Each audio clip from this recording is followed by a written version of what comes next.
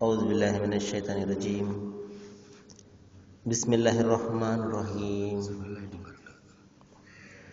اقترب للناس حسابهم وهم في غفلة معرضون ما يأتيهم من ذكر من ربهم محدث إلا استمعوه وهم يلعبون لاهية قلوبهم وأسروا النجوى الذين ظلموا هل هذا إلا بشر مثلكم أفتأتون السحر وأنتم تبصرون. صدق الله العظيم. అనంత కరుణామయుడు, అపార కృపాశీలుడు, పాలకుడు, పోషకుడు, సర్వలోక సృష్టికర్త అయిన అల్లాహ్ శుభనామంతో ప్రారంభిస్తున్నాను. సోదరులారా, సోదరిమణులారా, అయ్యలారా, అమ్మలారా, అస్సలాము అలైకుం రహమతుల్లాహి వబరకాతుహు. సర్వలోక ప్రభువు సర్వేశ్వరుడు అల్లాహ్ మనందరిపై శుభాలను, శాంతిని కురిపించునుగాక. ఆమీన్. ఇంతవరకు మనము మానవులందరి మార్గదర్శక గ్రంథం, మానవులందరి ప్రభువు, ఆరాధ్యుడు అయినటువంటి అల్లాహ్ మానవాళి కోసం అవతరింపజేసిన చివరి దైవగ్రంథం దివ్య ఖురాన్ నుండి 21వ అధ్యాయం 1 నుండి 3 వాక్యాల అరబీ మూలమును విన్నాము. మహాశైలారా, ఈ వాక్యాలలో సృష్టి ప్రభువు ఒక అతి ముఖ్యమైనటువంటి విషయాన్ని గురించి చెబుతూ ఏమరపాటులో పడి ఉన్నటువంటి మానవాళిని తట్టి లేపుతున్నాడు. అదేమిటంటే, మీరు ఈ ప్రాపంచిక జీవితం యొక్క తలుపు బెళుకుల మాయలో పడిపోయారు. అసలైనటువంటి లెక్కల గడియ ఒకటి సమీపిస్తుంది. దాని గురించి మీరు ఏమరపాటులో పడిపోయి ఉన్నారు. కాబట్టి మీరు మేలుకొండి, ఆ రాబోయే ఆ భయంకరమైనటువంటి దినాన్ని గురించి ఆలోచన చేయండి అని దైవం ఇక్కడ హెచ్చరిస్తున్నాడు. ఇఖ్తరబ లిన్నాసి హిసాబహుం, మానవుని లెక్కల సమయం సమీపించింది. అయినప్పటికీ వారు ఏమరపాటులో విముఖులై పడి ఉన్నారు. లెక్కల గడి అంటే ఏమిటి మహాశైలారా? ప్రతి మనిషి కూడా మరి తాను చేసుకున్న పనులకు తాకట్టుగా ఉంటాడు. అంటే తాను చేసుకున్న ప్రతి పనికి కూడా అతను సంజాయిషి ఇచ్చుకోవాల్సి ఉంటుంది.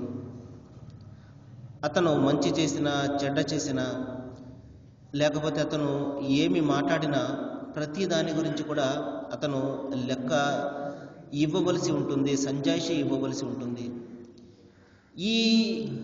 ఈ విధమైనటువంటి మరి ఒక భీతినే మానవాళి యొక్క మనసులో దైవము మరి పాదుగొల్పడానికి ఇక్కడ ప్రయత్నం చేస్తున్నాడు.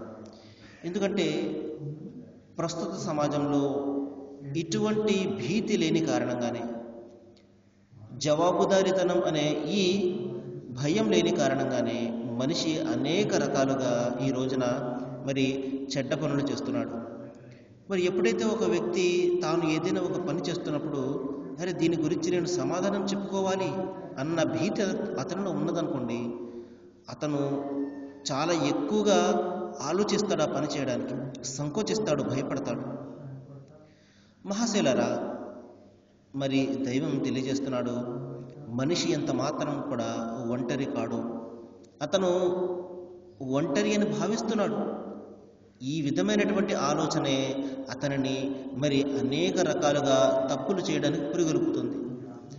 కానీ దైవం ఇక్కడ ఏం చెప్తున్నాడంటే, నేను నియమించినటువంటి దైవదూతులు మీ చుట్టూ కూడా ఉన్నారు. మీరు చేసే ప్రతి పని కూడా నమోదు చేస్తున్నారు. ఎందుకంటే తీర్పు దినం ఒకటి రాబోతున్నది. ఒకవేళ అది లేదనుకోండి, దేవుని యొక్క సృష్టికి అర్థం ఉండదు. ఇక్కడ చెడ్డ పనులు చేసేవాళ్ళు చేస్తూనే ఉంటారు, మంచి పనులు చేసుకునేవారు చేసుకునే ఉంటారు. మరి వాళ్ళకు ప్రతిఫలంగానే చెడ్డవాళ్ళకు శిక్ష కానీ ఈ ప్రపంచంలో రావడం లేదు కదా. కాబట్టి తప్పనిసరిగా మంచి పనులు చేసుకున్న వాళ్ళకి మరి మంచిని ప్రసాదించడం కోసము, చెడ్డ పనులు చేస్తున్న వాళ్లకు మరి శిక్షణ ఇవ్వడం కోసము తప్పనిసరిగా ఒక దినం అనేది రావాలి. దానిని ప్రళయ దినం అంటాము, దానిని తీర్పు దినం అంటాము, జడ్జిమెంట్ డే అంటాము. మహాశైలారా, ఆ దినాన్ని గురించి దైవం ఇక్కడ మీరు భయపెడుతున్నాడు. ఆ దినాన్ని గురించి మీరు ఆలోచన చేయండి. ఈ ప్రాపంచిక తలుపు బులుకుల వెంట ఎంత మాత్రం కూడా పడకండి. ఇక్కడ మీరు ఏమి చేసినా గడిచిపోతుంది. ఎందుకంటే ఇక్కడ మిమ్మల్ని అడిగేవారు ఎవరు కూడా ఉండరు. ఎందుకంటే దైవం ఇక్కడ మనిషికి స్వేచ్ఛనిచ్చాడు. అతనికి నచ్చినటువంటి మార్గాన్ని ఎన్నుకునే ఎంపిక స్వేచ్ఛనిచ్చాడు. అతను చెడ్డ మార్గమైనా అవలంబించవచ్చు, లేదు మంచి మార్గంలోనూ వెళ్ళవచ్చు. అంతిమ దేవగ్రంథం ఖురాన్లో సృష్టి ప్రభువు తెలియజేస్తున్నాడు, ఇన్నా హదేనాకుం సబీలా ఇమ్మా షాకిరో ఇమ్మా కఫూరా. నేను మీ ముందు 2 మార్గాలు పెట్టాను.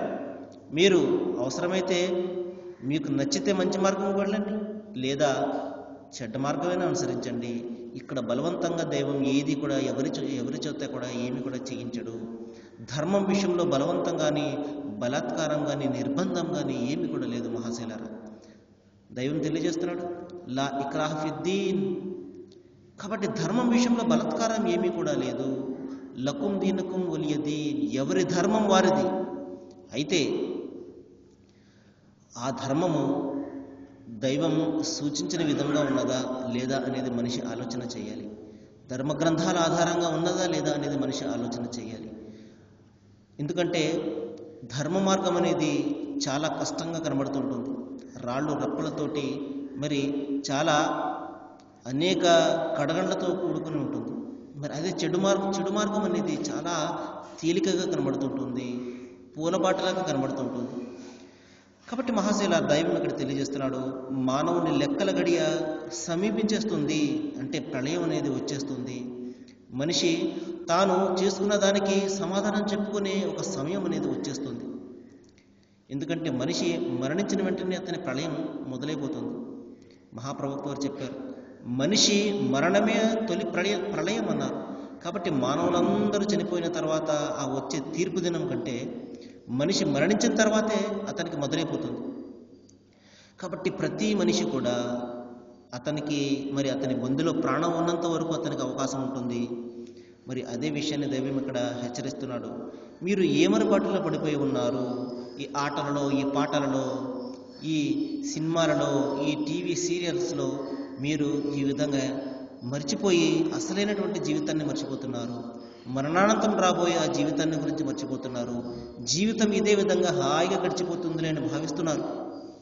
స్వర్గం కూడా అంతే తేలికగా మనకు దక్కుతుంది అని చెప్పేసి మీరు భ్రమపడుతున్నారు. ఈ ఎంత మాత్రం కూడా కాదు. ఏ విధంగా అయితే ఒక రైతు తన పొలం నుండి ఒక మంచి పంటను అతను సాధించాలి అంటే ఎంతగా కష్టపడతాడు. దుక్కి దున్నుతాడు, విత్తనాలు జల్లుతాడు, ఎరువులు వేస్తాడు, నీరు పెడతాడు. చీడపేడ వస్తే దానికి కూడా మరి ఎన్నో మందులు జల్లుతాడు. కంటికి రెప్పలా కాపాడుకున్నప్పుడు అతనికి ఒక మంచి పంట లభిస్తుంది. అదేవిధంగా మహాశైలారా, పరలోక పంట కూడా అంతే విధంగా ఇంకా ఎక్కువగా కష్టపడాలి. సత్కార్యాలు ఆచరించుకుంటూ విశ్వాసాన్ని, దైవం పట్ల సరైనటువంటి విశ్వాసాన్ని, ఏ విధమైనటువంటి విశ్వాసం? ఆయన ఒక్కడు అన్న విశ్వాసాన్ని, ఆయనకు సాటి సమానము లేదు అన్న విశ్వాసాన్ని కలిగి ఉండి మంచి పనులు చేసుకుంటూ మరణానంతరం రాబోయే ఆ జీవితాన్ని గురించి ఆలోచన చేసుకుంటూ మనిషి జీవితం గడిపినప్పుడు అది అతనికి ఆ పరలోక పంటను ఇస్తుంది. లేదు అతను ఇష్టం వచ్చినట్లు జీవితం గడిపేసి ఆటలలో, పాటలలో ఈ విధంగా జీవితం అంతా కూడా గడిపేసి ఇంకా చివర అతనికి మరణం దగ్గరగా ఉన్నప్పుడు అప్పుడు తెలిసి వస్తుంది, అర్రె అని చెప్పేసి అప్పుడు అతను ఏ మసీదుకో లేకపోతే ఇంకొక దానికో వెళ్తుంటాడు. ఈ విధంగా జీవితం అంతా కూడా గడిపేసి ఇష్టం వచ్చినట్లు చివరిలో నేను దైవం వైపులోకి తిరుగుతాను అంటే అది ఎంత మాత్రం కూడా ప్రయోజనాన్ని ఇవ్వదు. మహాశైలారా, మహాప్రవక్త ముహమ్మద్ సల్లల్లాహు అలైహి వసల్లం చెప్పారు, ఎవరైతే తన యవ్వనాన్ని దైవ మార్గంలో గడుపుతాడో, దైవ చింతనను గడుపుతాడో, దైవ ధర్మం కోసం ఎవరైతే మరి స్థాపించడం కోసం పాటుపడతాడో అటువంటి వ్యక్తి, అటువంటి యువకుని ఆరాధన దైవానికి అత్యంత ఇష్టము అన్నారు.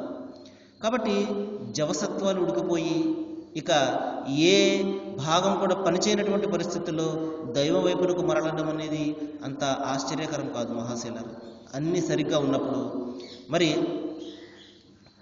అనుక్షణం కూడా మరి ప్రాపంచిక వైభోగాల వైపు, తలుకుల వెలుకుల వైపు ఆకర్షించే అనేక పరిస్థితులు ఉన్నప్పటికీ కూడా అతను రక్షించుకుంటూ దైవ మార్గంలో తన మనస్సును, తన ధనాన్ని, తన శరీరాన్ని దైవ మార్గంలో పెట్టడం అనేది అది అత్యంత ముఖ్యము.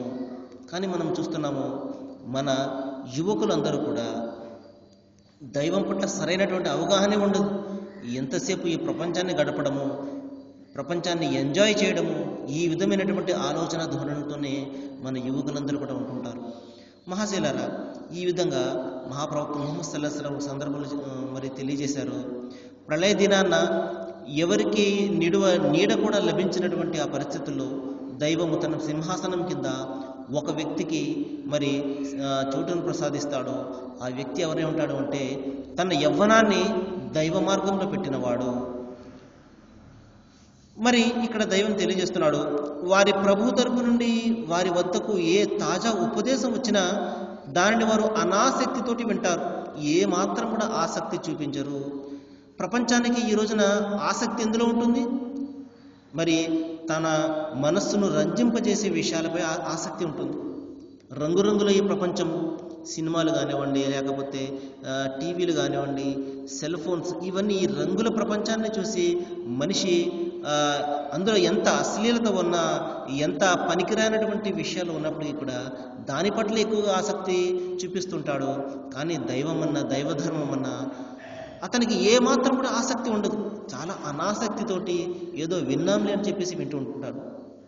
మరి అదే విషయాన్ని ఇక్కడ దైవం తెలియజేస్తున్నాడు. ఆటలలో పాటల్లో మీరు మురిగిపోయి ఉంటారు, మీ మనస్సులన్నీ కూడా వేరే ఆలోచనలో లగ్నమైపోయి ఉన్నాయి. ఈ దుర్మార్గులు పరస్పరం ఈ విధంగా గుసగుసలాడుకుంటారు. ఏమని?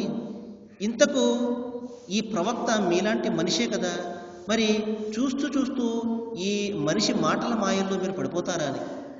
ఎందుకంటే ఏ వ్యక్తి అయితే దైవ చింతన ఉంటుందో, దైవభీతి ఉంటుందో, అతనికి దైవ ప్రవక్తలు మనుషులే అన్న విషయం ఎంత మాత్రం కూడా వారికి ఆశ్చర్యకరం కాదు. ఎందుకంటే అనాది నుండి కూడా దైవము మనుషులను తన ప్రవక్తలుగా పంపాడు.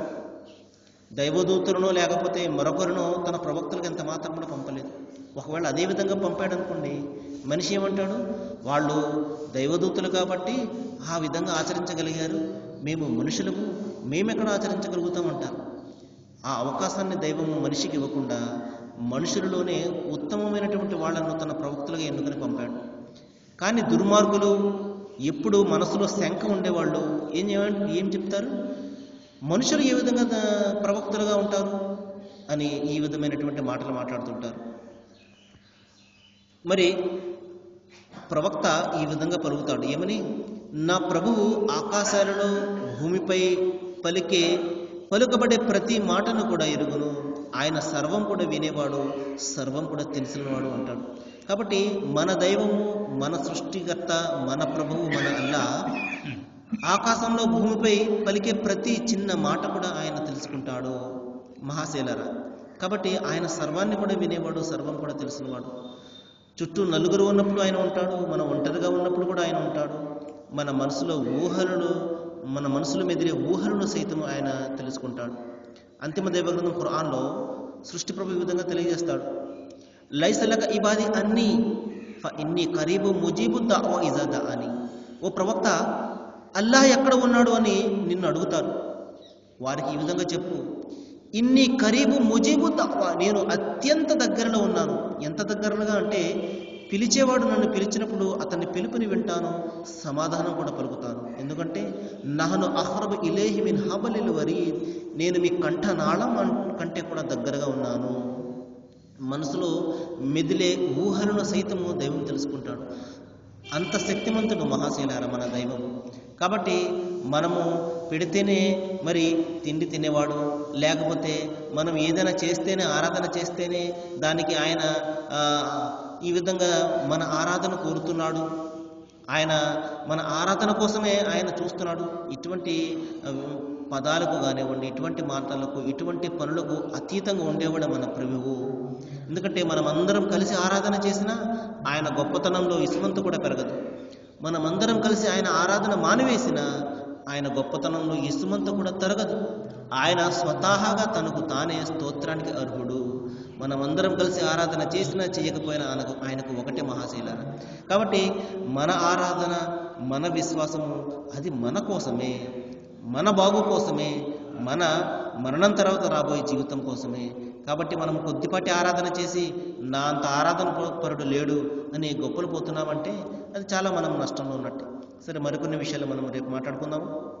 ఏ విషయాలైతే ఇక్కడ మనం వింటున్నామో వీటి పట్ల ఆలోచన చేసి ఆచరణ చేసే మహాభాగ్యాన్ని అల్లా మనందరికీ ప్రసాదించుగాక. వాఖిరు దావానా అనిల్ హమ్దులిల్లాహి రబ్బిల్ ఆలమీన్. అస్సలాము అలైకుం.